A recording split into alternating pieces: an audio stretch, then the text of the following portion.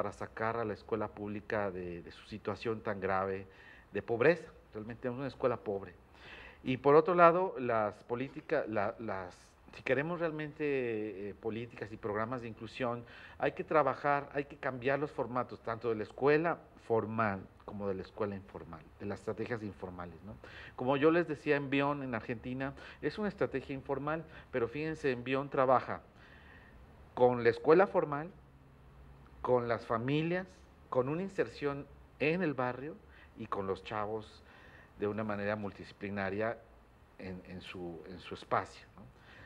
En los enviones son pequeñas escuelitas insertas en los barrios más pobres de Buenos Aires, ¿no? Realmente pequeñas, ¿no? Pero en donde pueden hacer todo este tejido en torno a los chicos, ¿no? Y uniendo estos cabos sueltos, ¿no? Esto es algo bien interesante, ¿no? Entonces hay que trabajar en ambos sentidos, ¿no? Las políticas, toda una serie de políticas, una nueva generación de políticas de educación informal de otro tipo, y hay que fortalecer la escuela, la institución formal, ¿no? Nuestras escuelas formales, tenemos que hacer algo para revertir su deterioro, ¿no? Eso es algo fundamental para este país, ¿no?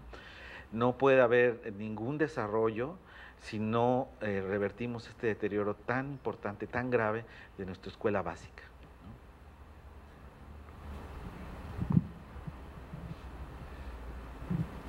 Gracias, Jorge. Bueno, muchas gracias. Pues, que mira, bueno, primero lo primero, la lámina es en la malla, como dicen las comunidades indígenas en Yucatán, en toda la península. Así que para que no se vayan a torturar pensando en qué tipo de lengua estaba la lámina. En esta parte quiero comentarles una lámina que les mostraba donde aparecía educación indígena, educación comunitaria y el resto de educación básica. Es que en la parte de escuelas indígenas, es que el rol de la escuela indígena ha sido cubierto, mejor su responsabilidad, ha sido cubierto por la educación comunitaria. El programa de educación comunitaria que no lo platicamos, pero que forma parte de todo este sistema, pues hay que darnos un espacito para comprender de qué se trata, cómo se encuentra ese programa. Y se lo relato muy rápido. El programa está dirigido hacia comunidades que están muy alejadas de las zonas urbanas, es decir, con alta dispersión de población y demás. Entonces, a esas comunidades, la comunidad tiene que elevar un proyecto hacia el municipio para que se monte lo que se llama escuela, porque realmente no es escuela, es un aula, ¿sí?, de educación comunitaria, educación rural, indígena y comunitaria.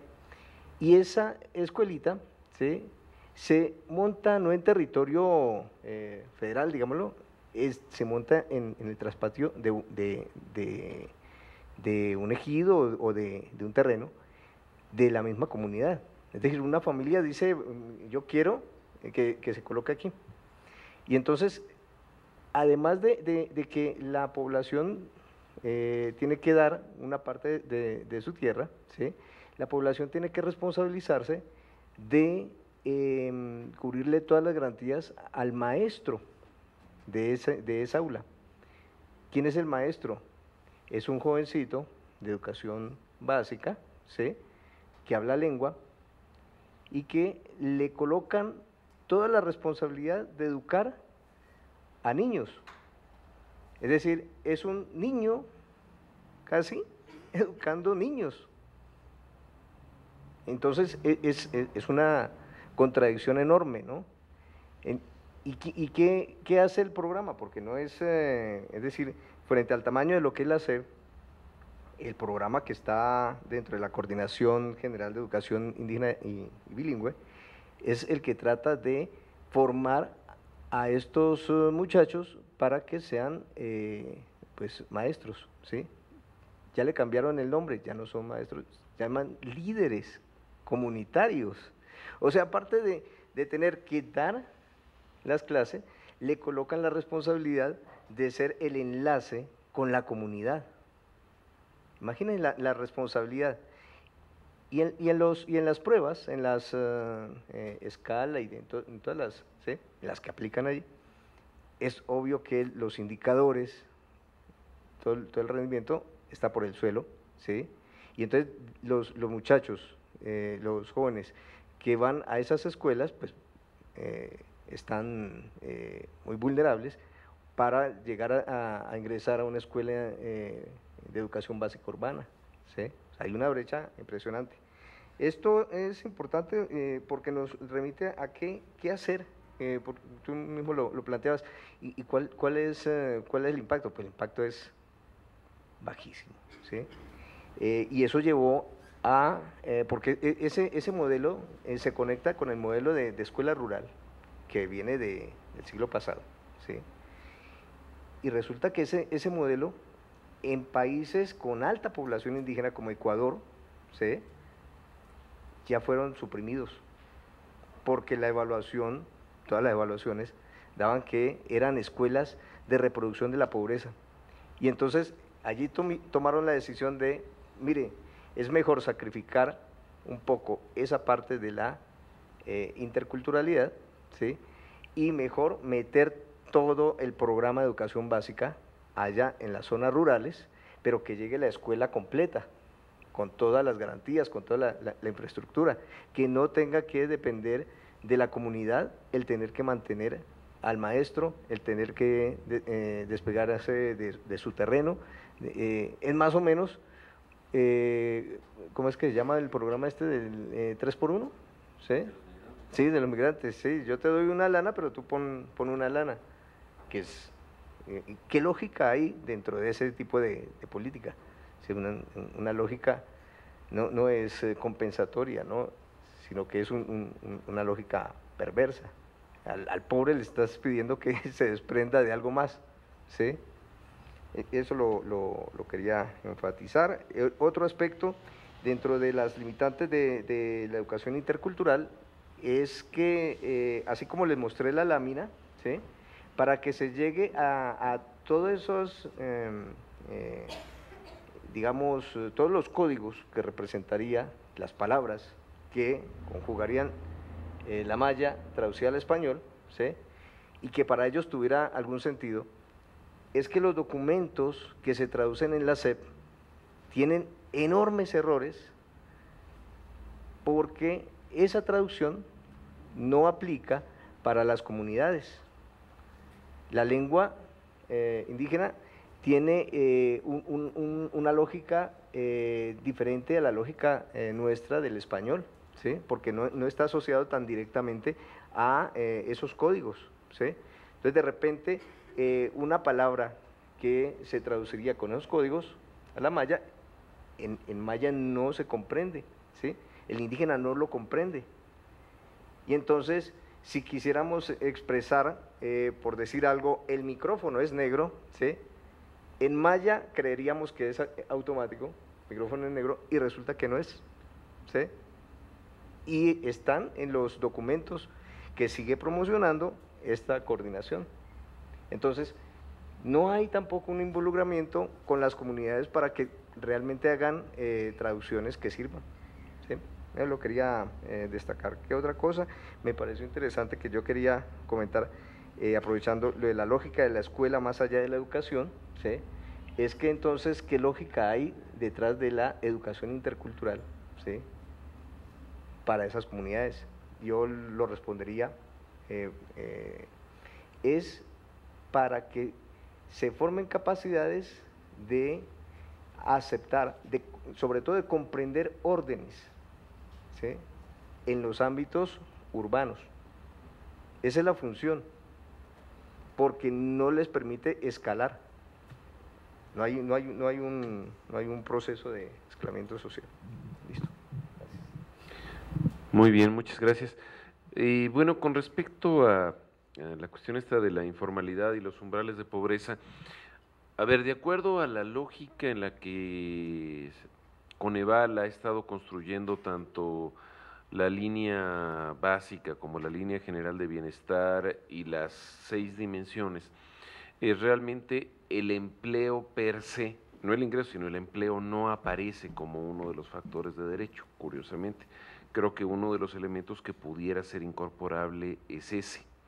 Pero además de la incorporación de los elementos básicos del trabajo como un derecho, que es como aparece pues en el artículo 123 constitucional, me parece que puede ser muy útil el profundizar más en la relación entre las condiciones del trabajo y no solamente la pobreza, sino los procesos de empobrecimiento de la población no pobre.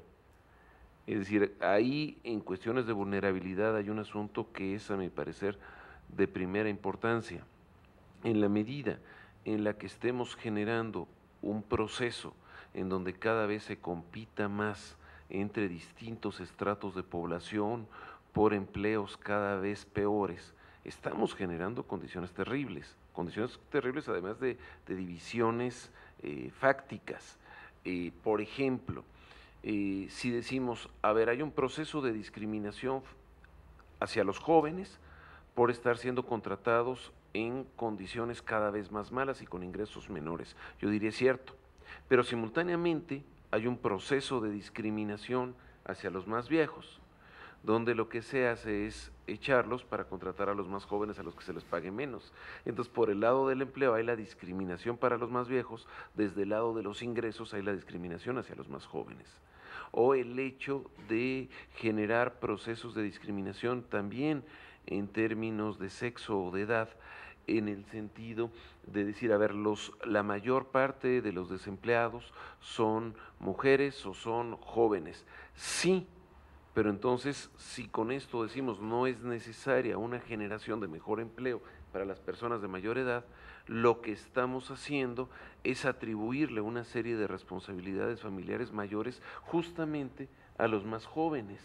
Y esto genera todavía mayores presiones. O si lo metemos en términos de las lógicas indígena, no indígena, o por regiones del país, de decir a dónde debe ir la política social en las nuevas iniciativas de Peña Nieto, a los estados del sur o a todo el país.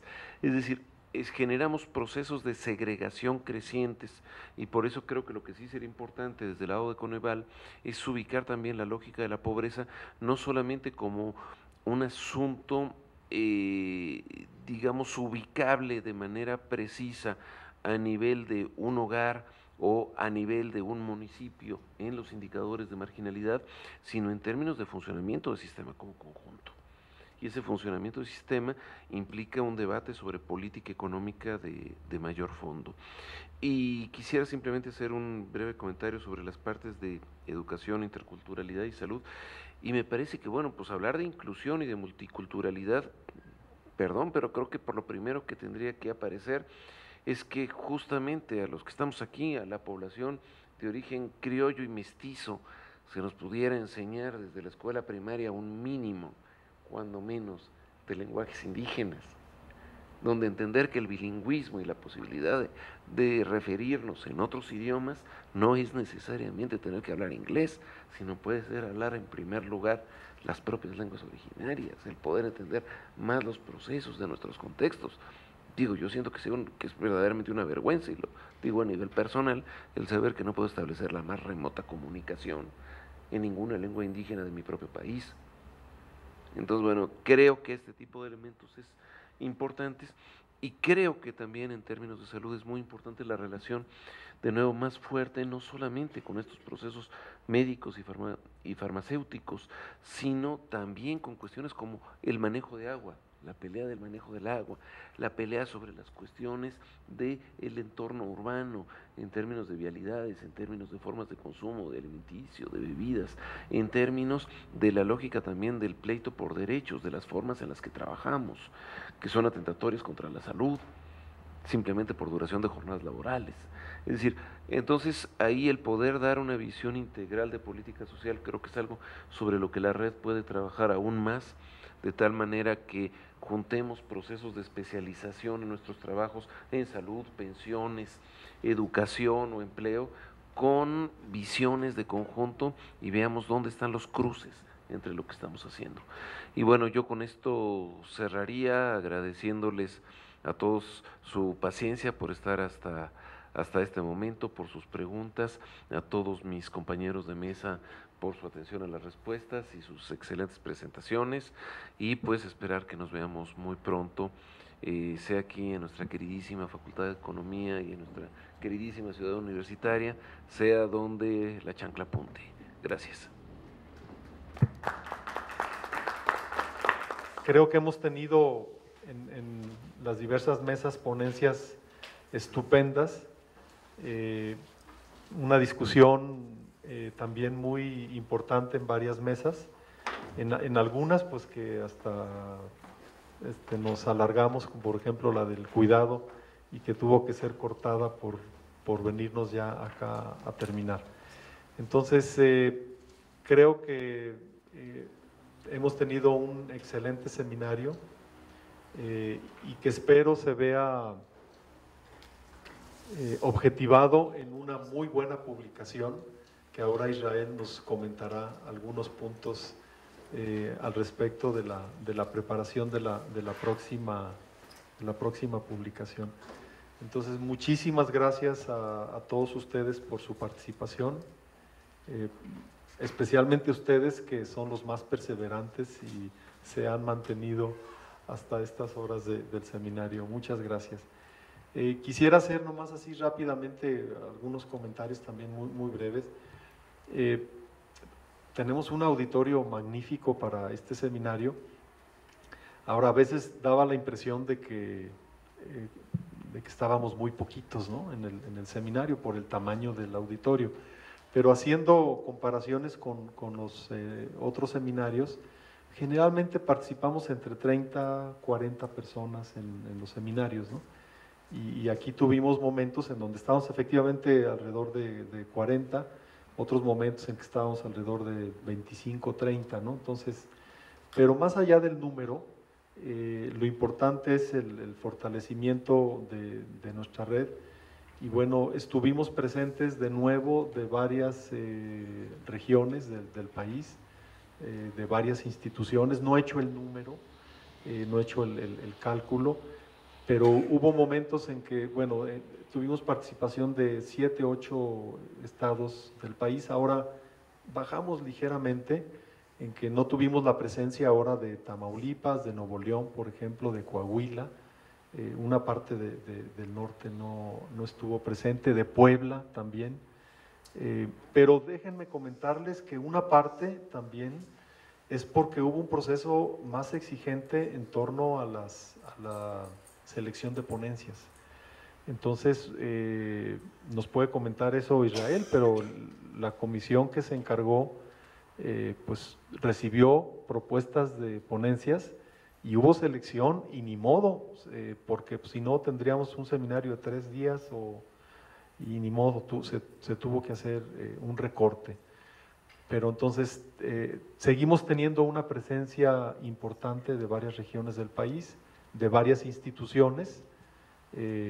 Tampoco he hecho el cálculo ahora y el número de instituciones presentes, pero me atrevo a mencionar alrededor de unas 15 instituciones académicas universitarias presentes ahora, ¿no? Paola. Entonces, bueno, pues todos estos esfuerzos creo que valen la pena, y muchísimas gracias especialmente a Israel, a Naeli y a todo el equipo del PUED por todo el apoyo al seminario. Y no me queda más que decirles que pues nos vemos en Monterrey, en la Universidad Autónoma de Nuevo León, en el siguiente seminario. Y bueno, pues estén listos para la convocatoria y para iniciar los trabajos de nuestro seminario número 16. Entonces, muchísimas gracias, Israel. No, gracias a ustedes. Tenemos que empezar por lo importante, y lo importante es darle las gracias al equipo del PUED. Esto fue posible gracias a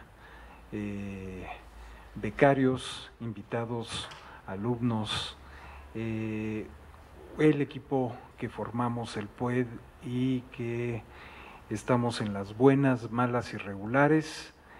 Muchas gracias a todos. A título personal, para mí me es muy grato y siempre me ha sido muy grato ser parte de Remipso, ser parte del crecimiento de la red, ver cómo todos nosotros le echamos ganas para que madure esta red, y parte de madurar es uno tener que dejar algunos financiadores que teníamos antes. Dos, es tener que enfrentar la idea de que hemos crecido, de que no podemos tener seminarios de 3 días, 4 días y así irnos para llegar al 30 con seminarios de una semana completa. Y eso requiere de que nos organicemos,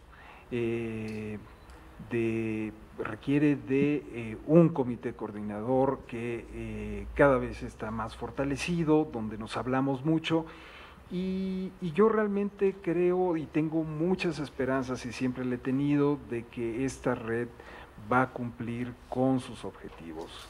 Y yo siempre he hecho broma aquí en la Ciudad de México y digo, es que cuando hay un seminario nacional en la Ciudad de México, quiere decir que vinieron los del CIDE, vinieron de la JUSCO, del Colegio de México, y vinieron a la UNAM. Y realmente la primera vez que fui invitado a Remipso, lo recuerdo muy bien, dije, sí, qué bueno es salir del pequeño círculo de la Ciudad de México. Ese yo creo que es una de nuestras grandes fortalezas, y yo auguro que vamos a tener muchos más y mejores seminarios. Muchas gracias. Recibirán todos ustedes un correo más siciliano, como los que acostumbramos mandarles en esta ocasión, con los lineamientos editoriales para darle celeridad a nuestra tradicional publicación del seminario. Gracias.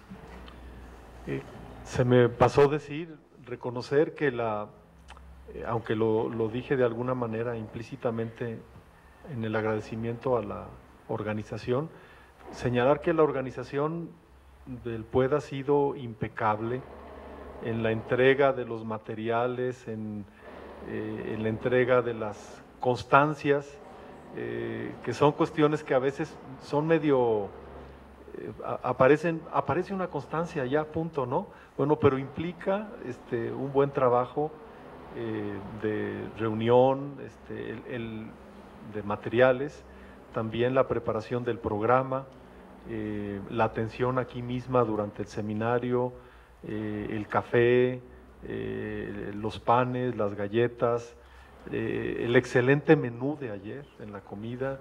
Entonces, de veras son detalles que son aparecen ahí de pronto, ¿no? Pero implican una buena organización. Y bueno, yo quisiera felicitar al PUED y agradecerles, y yo espero que Monterrey brinque la barra y nos ayude mucho al seminario. Bueno, pues si les parece bien, nos vamos a comer. Vamos. Bueno, muchas gracias. Muchas gracias.